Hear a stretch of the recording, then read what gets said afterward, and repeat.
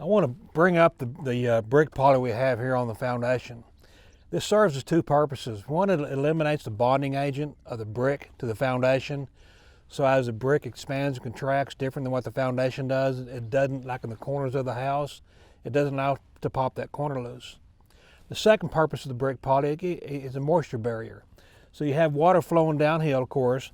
The water flows down and comes to the outside through the weep holes of the brick.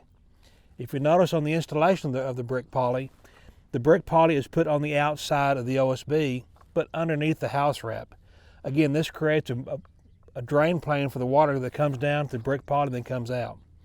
If the brick poly is put behind the OSB, meaning that it's put up before the sheathing is put up, then you have access to the bottom of the OSB for the moisture, which is an incorrect application.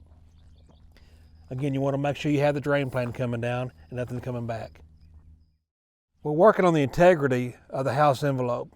So if you notice how we're protecting the integrity here with the penetration of the Freon lines for the heating and air system and the electrical lines that supply the heating and air system through the envelope of the house. We have tape around to seal it off tight, and then we have tape around the metal protectors, sealing them off tight also. Again, we're looking for the integrity and to keep the moisture out of the house. This house is a full foam encapsulation, so we don't worry so much about air penetration, but we do worry about the moisture penetration, which again is the house's worst enemy. Anytime we have a penetration through the brick, we want to protect that for the being damaged. So if you notice, we have the wiring coming through the brick, and we have the sleeves for the wiring that penetrates through the brick.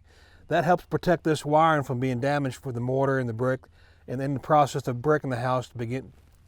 Same thing with the Freon lines. The metal caps will help protect the integrity of the Freon lines as they penetrate through the brick during construction of laying the brick and also in the long term. I want to point out on the house wrap that it's a properly sized house wrap, meaning it goes from the brick ledge all the way up into the soffit, and there's no horizontal seams at all in the house wrap. Also, that the application of the house wrap, that we're nailing it up with plastic caps. The benefit of a plastic cap versus a staple has a tendency to penetrate clean through the house wrap, thus breaking the drain plane that you're trying to protect. The plastic cap helps maintain the integrity of the house wrap, thus we don't have any moisture penetration through the house wrap into the house.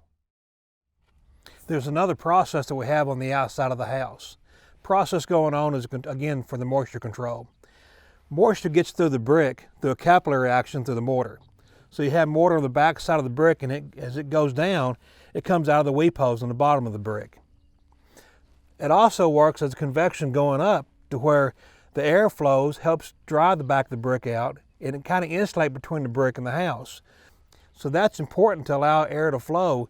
So you need to have a cavity for it to flow through. So if you go up to the back of the brick and you come out through the vented soffit, the vented soffit allows, again, for the airflow from the brick through the soffit and back out of the house, thus helping to dry and insulate between the brick and the house.